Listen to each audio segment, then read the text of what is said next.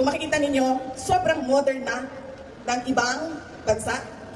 Pero tayo, nandun pa rin tayo sa papel at lapis. What is the palace response to her remarks?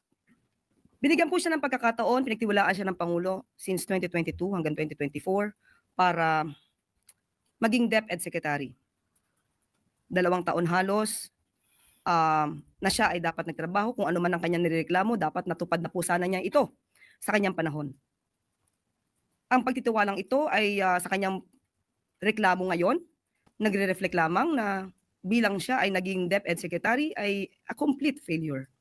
Hindi ko maintindihan saan nanggagaling yung total failure ako as a Department of Education Secretary.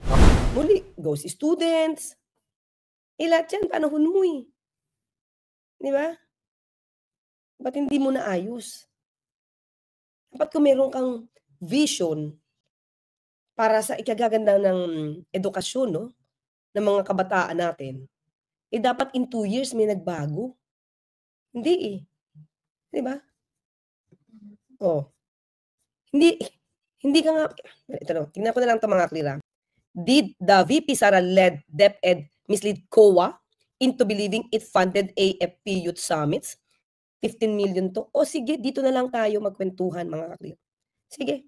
O VP Sara, di ba? Sabi mo, di ka failure. O explain mo na lang to. Itong 15 million na hindi ma-produce ni Atty. Powa yung resibo at kumuha na lang kayo ng certificate from AFP na pinalabas nyo, kayo nagbayad. Di ba? Kayo nagbayad sa mga kabataan na umaten sa Youth Summit. Explain mo na lang to 15 million.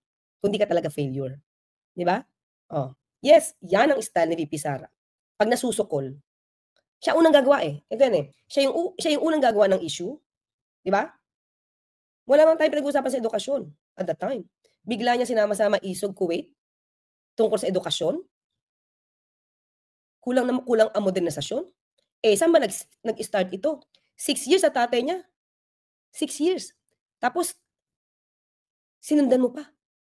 6 years sa tatay mo, 8 years lahat sa kamay ng Duterte ang edukasyon. 8 years. Diba? Ang Pangulo 3 taon pa lang. Tapos nililinis pa yung kalat mo ni Secretary Angara. Ang dami mong iniwang problema.